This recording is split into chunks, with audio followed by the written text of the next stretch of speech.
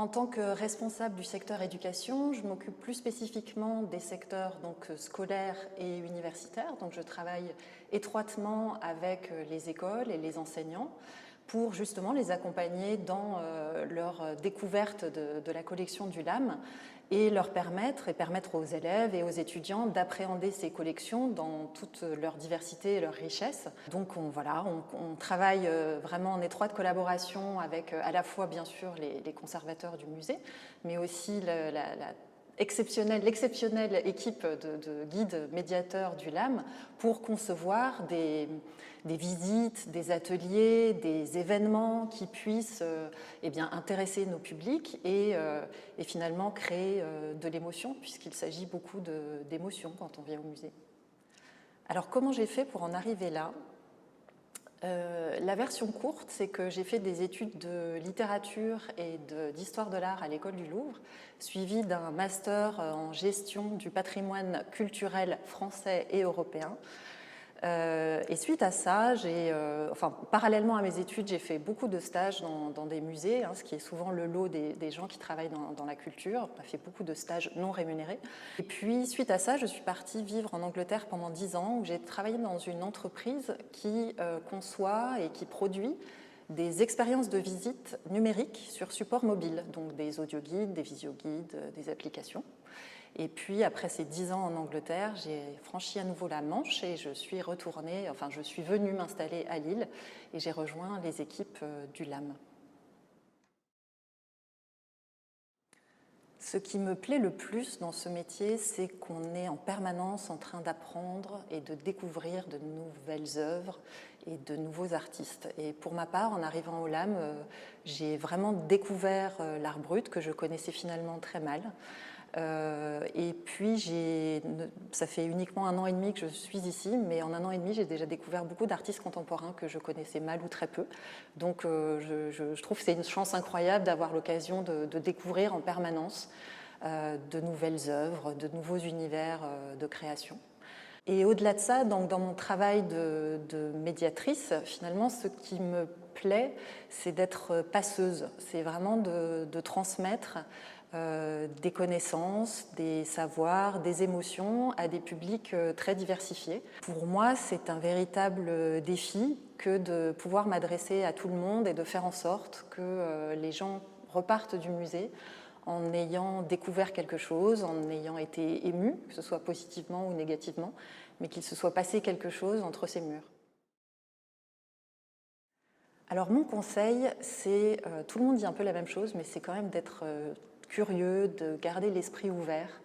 Ce qui est important dans ce métier, c'est de pouvoir se remettre en question et de pouvoir prendre en permanence le pouls du public, de ne pas rester cantonné derrière son bureau à inventer des choses qui pourraient être finalement assez déconnectées de nos publics. Et je crois qu'en permanence, il faut pouvoir inventer, tester, créer de nouveaux dispositifs pour s'assurer que les publics vont pouvoir opérer cette rencontre avec les œuvres de manière très différente, parce qu'il y a 1000 manières de s'adresser à nos publics, parce que nous avons 1000 publics différents.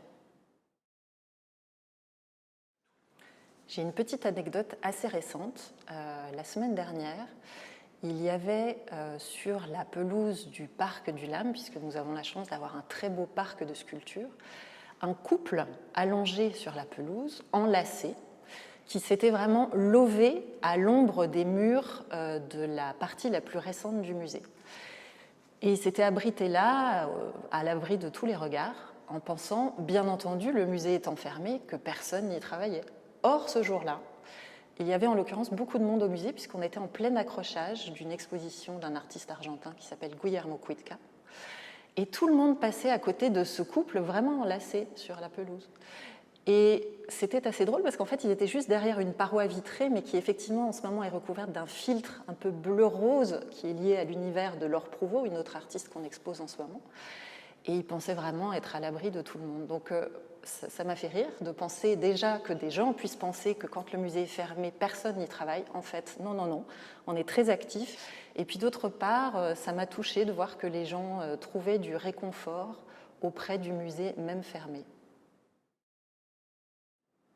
Alors mon œuvre préférée au LAM, en l'occurrence c'est pas mon œuvre préférée parce qu'il est assez difficile de faire un choix ici, mais j'ai choisi malgré tout une œuvre de Lionel devant laquelle je me trouve. Alors c'est moins cette œuvre-là en particulier que l'univers de Lionel qui me fascine et qui me touche beaucoup, que j'ai découvert en fait par le biais de la littérature et d'un roman que peut-être vous connaissez, qui s'appelle L'Enfant bleu, qui a été écrit par Henri Beauchot en 2004. Dans ce roman, Henri Beauchot raconte la relation qu'il a nouée avec Lionel, qui était un adolescent à l'âge où il l'a rencontré. Lionel devait avoir à peu près 15 ans. C'est un adolescent psychologiquement très perturbé, qui est en proie à de violentes crises d'angoisse. Et Henri Beauchot l'a suivi pendant 12 ans dans ce travail de psychothérapeute. Et c'est lui, Henri Beauchot, qui a initié Lionel, qui l'a encouragé, je dirais, à dessiner, à sculpter, à créer. Et c'est dans cette création artistique que Lionel, au fur et à mesure des années qui sont écoulées, a trouvé une forme d'apaisement et a réussi finalement à dompter des monstres qu'il avait en lui. Et dans cette œuvre-ci, on voit, comme beaucoup d'œuvres du LAM, elle interpelle parce que on ne sait pas trop ce qu'on voit. Enfin, là, en l'occurrence, on voit une tête avec un labyrinthe qui, pour moi, s'apparente vraiment à l'esprit très torturé, sans doute que pouvait avoir Lionel à cet âge-là. Et ce qui me touche beaucoup dans l'univers de Lionel, c'est justement sa relation avec Henri Beauchot et comment l'un et l'autre se sont mutuellement nourris de leur rencontre et de ces 12 années passées l'un à côté de l'autre. Henri Beauchot était un écrivain et s'est beaucoup nourri, inspiré, enrichi des créations de Lionel, et de son côté, Lionel, au contact d'Henri Beauchot, a découvert des artistes, est allé voir des expositions et a nourri son œuvre d'un tas de motifs comme celui-ci, le motif du labyrinthe, mais il y a également le motif de l'île, des monstres, qui sont très récurrents dans son œuvre. Et ça me touche particulièrement parce qu'en tant que médiatrice, je crois que j'essaye de faire un petit peu la même chose, toute proportion gardée vraiment, mais d'être toujours dans ce lien à double sens avec les publics, c'est-à-dire à la fois j'essaye de nourrir les élèves, les enfants, les publics qui viennent au musée en leur faisant découvrir des œuvres d'art, et en même temps je me nourris moi aussi de ce qu'ils produisent, de leur réaction au contact des œuvres du musée.